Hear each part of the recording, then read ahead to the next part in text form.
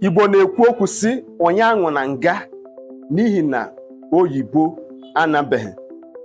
O nweghị onye karịrị gọọmenti.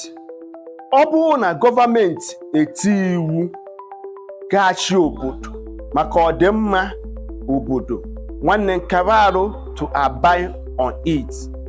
After God Almighty, Chukwu Okike, the next people na-ekporo oke bụ gọọmenti. Unu n'anya n'ọwụwa anyanwụ, ọ bụ ugo oke n'ọsọ ngwele n'ụlọ. Kedu ndị etiri iwu? Kedu ihe kpalitere unu eji wee merụ iwu dị otu a? Onye ka m na-asị gị na ọ bụrụ na anọdụ ewere eri anụ ude atọtue ngịga, nwanne ka ndụ oge anya. Unu n'anya aha one ma one gara aga, ọtụtụ ihe na-eme n'obodo anyị nọ n'ime ya. Ọtụtụ ndị mmadụ wee na-ajụ, ọ bụ nwa mgbe eke juru ama ha akpụ ka ọ na agụba juru adịrọ nkọ? Kedu ebe mmiri si wee bịa obi ụgbọgwụ? Na gọọmenti agbachiziri nkịtị ihe dị otu a na-eme. Onye kpatara gọọmenti ji wee gwaba amụma wee were ọkpa wee chọwa ihe dị na mmiri. Unu fụ ka esi agụgwa ndị mmadụ, ma ndị a na-ana ransom, ma ndị agha bụ anacha ransom egbue ha egbue. Igbo anyị achịrị obi n'aka. O nweghị onye ga-anata na be ya were anya ya na-abụ hie ụra ma chi eji efo. Ama m ka oge enu dị na anọ ọsa, oge ana Igbo na-atọ ụtọ, ọ ga-abụ ịbata na-eme ekeresimesi, nwanne obi ajụọ gị oyi. Mana tata ọ gịnị na-eme? Ọ bụ maka ndị ọchamgbonoke, ọcha si bute, ọcha ha si bute. Nke kachasị eweta m iwe nke ukwuu bụ na ọpụ na a ga-anacha onye ahụ ransom, egbu onye ahụ. Onye gburu nwanne ya ọ bụ odegbu. Onye ji nwanne ya wee nyụọ anyasị kwe na ọnụ wee nakpu ụla.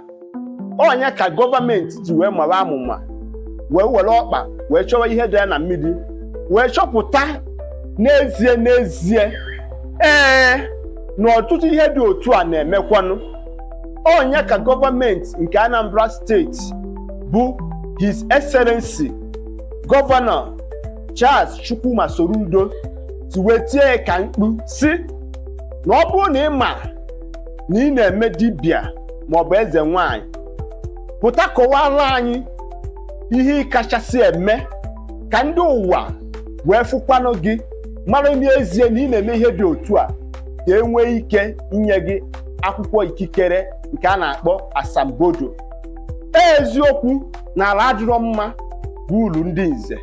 Unu n'anya ihe na-eme n'ọwụwa anyanwụ, mmadụ ga-apụ abe ya ọma mbatazi, ọzọ akọwa ya ka akụkọ. A lot of things a na-eme, most especially the heart of East bụ Anambra steeti. Maka na ihe niile na-emenụ n'ọwụwa anyanwụ bụ na Anambra steeti ka ọ na-eme gịnị, ka ọ na-achịkodo. Onye ka ndị mmadụ na-eti mkpu na-asị na gọọmenti anọzikwa na Anambra steeti. Ngwa na anyị ihe na-eme na nke ikpeazụ a, ọ bụ ugo oke n'ọsọ ngwere n'ụlọ. Ọtụtụ ndị niile ejidekwa na mpụ na arụrụ ana na-arụtụ aka na ọ bụ ndị dibịa na-agwọrọ ha ọgwụ ha ji eme ihe dị otu a. Onye kpatara gọọmenti ji wee mee gịnị, were anya China ndị dibịa, were anya mee gịnị, na-enyofu ndị dibịa niile dị iche iche. Nwanne m nwoke, ihe m chọrọ ịgwa gị, ọ bụrụ the fault of government.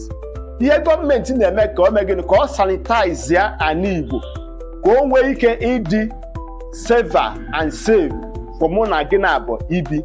Ngwa na a lot of investment kwesịrị na-abata na Anambra steeti, ha niile na-apụ because of gịnị, insecurity, enweghịzi nchekwa. Obodo ọbụla maọbụ nation ọbụla maọbụ agbụrụ ọbụla na-eme ọfụma, isi sekpu ntị bugodi gọọmenti, nchekwaba security na gịnị na ọkụ. Unu na Anambra steeti, onye a gwara ogwu Anambra ọ na-agba nekwere kọmọ Asaba mbọsị ya, Asaba edevelop chana nke a ya ga-apụ iche. Bikonu ihe na-ayọ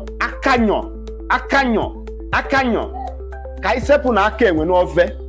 tupu ọha aka mmadụ. Eziokwu bụ ndụ. Ndewo, aka mbụ nwanne gị bụ Maazi-UC. Ọnụrụ na-akakọwara ibe ya ka emesịa.